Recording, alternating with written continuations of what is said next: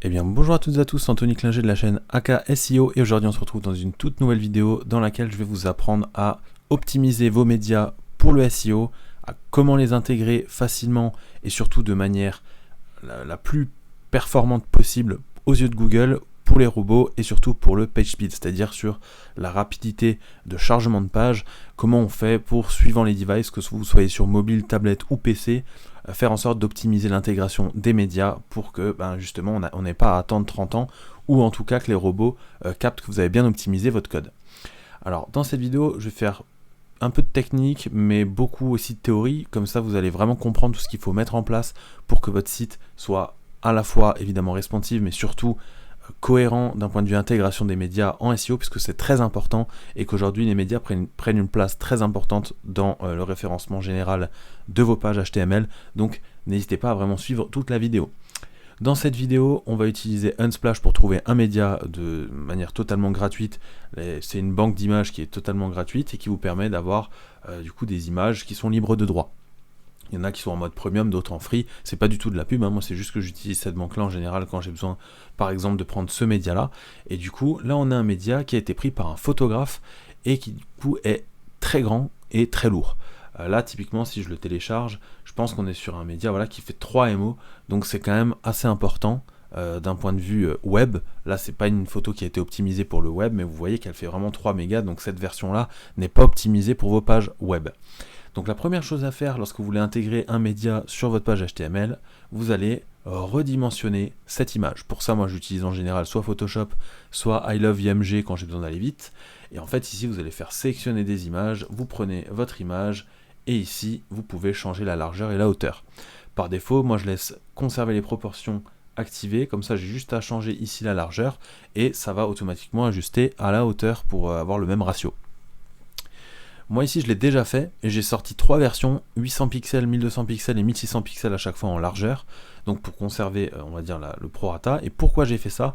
Puisqu'en fait on va avoir besoin des 3 médias différents avec un poids différent et une taille différente suivant le device, c'est-à-dire la taille du navigateur, que vous soyez sur mobile, tablette ou PC, il faut que du coup vous appeliez la bonne image.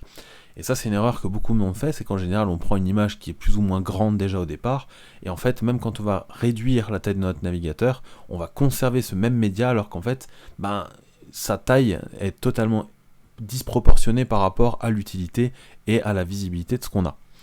Donc moi je l'ai sorti en 800 pixels, 1200 pixels, 1600 pixels, pour l'instant c'est du JPEG, et on va devoir convertir tout ça en format WebP. Alors le format WebP c'est quoi? C'est tout simplement le format créé par Google qui vous permet d'avoir une grosse réduction d'un point de vue poids une fois que c'est compressé, et surtout c'est optimisé puisque vous gardez à la fois cet aspect qualitatif de vos médias et en même temps vous perdez vous gagnez plutôt en compression et donc vous perdez en poids sur toutes les images, ce qui vous fait vraiment gagner énormément de points au niveau du PageSpeed score. Donc que vous fassiez un Lighthouse ou que vous fassiez un PageSpeed Insight, au niveau de ce qu'on appelle les Core Vitals et le FCP, c'est-à-dire la première chose qui apparaît à l'écran, ces médias ont vraiment joué une grosse importance, ont un gros impact là-dessus. Donc il va falloir avoir le meilleur format, et le meilleur format actuel avec la VIF, qu'on verra dans une autre vidéo, c'est le WebP. Donc là, avant d'aller plus loin, on va prendre nos 3 médias qui sont actuellement en .jpeg, on va aller sur le convertisseur de FreeConvert, qui est totalement gratuit, on va choisir nos fichiers qui sont pour l'instant en JPEG, on fait ouvrir, et ici vous avez la possibilité en cliquant sur paramètres avancés de venir leur mettre des caractéristiques. Donc là par exemple, moi je vais conserver la taille d'origine, je vais pas faire une compression sans perte parce qu'au vu du média il n'y a pas beaucoup de détails non plus comme vous pouvez le voir, donc j'ai pas besoin de garder on va dire une compression sans perte, et la qualité d'image je vais la descendre à 80. Voilà. Ensuite tout le reste on laisse, on fait appliquer les paramètres, on vérifie bien sur les autres, et normalement c'est pas le cas puisque vous pouvez le faire aussi au départ, mais du coup ajuster sur tous les paramètres, moi je mets à 80 sur mes 3 médias, et ensuite vous faites convertir. On attend que ça se télécharge. En attendant, moi je vais ouvrir mon Finder, aller sur mon bureau dans mon dossier, comme ça on va bien voir la différence de poids entre les différentes images. Actuellement, on peut voir qu'on a 76 kg pour la plus petite, 167 pour la plus grande, et 1600 pour la très très grande. Et là on est en 307 kilo-octets. Voilà, je vais venir télécharger. Ça va, à ce moment ça met pas beaucoup de temps. Voilà, j'ai un dossier compressé. je vais le dézipper, et dedans, voilà, j'ai mes 3 médias en WebP. Et déjà, premier constat, on peut voir qu'on a clairement divisé presque par 3 chaque média, chaque poids de média. Donc là, vraiment, on a une grosse diff, alors que si je l'ouvre en prévisualisation ici, sur le point JPEG, et je switch sur le WebP, je vous assure qu'il y a quasiment, mais vraiment c'est minime la différence qu'on a entre les deux médias.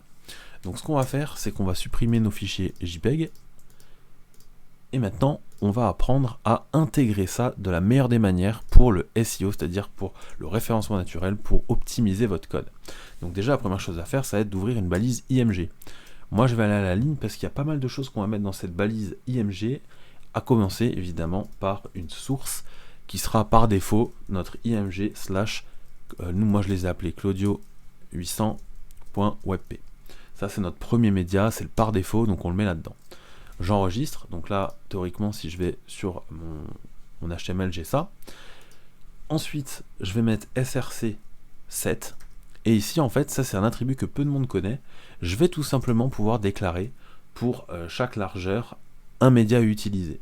Par exemple, mon image Claudio 800.webp, elle sera utilisée lorsque, par exemple, elle a une largeur, on va définir la largeur de 800 pixels.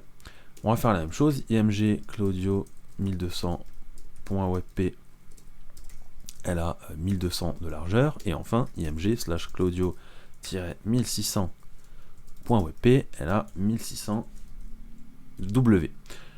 On va ensuite après le guillemet, et cette fois-ci on va déclarer des sizes. Donc déjà ici ce qu'il faut comprendre, c'est que ça va être la version pour les écrans de petite largeur, tous ceux qui sont inférieurs à 800.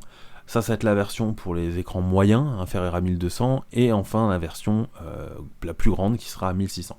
On va déclarer maintenant des sizes, c'est-à-dire pardon, la taille que va occuper l'image suivant certaines caractéristiques. C'est un peu comme les media query. Donc par exemple ici, si je mets max width 600 pixels et que je mets 100 VW, eh bien, je suis en train de dire à mon navigateur que pour tous les écrans, plutôt toutes les tailles de navigateur qui sont inférieures à 600 pixels, l'image qui est affichée devra prendre 100% du viewport width, c'est-à-dire de 100% de la largeur du navigateur.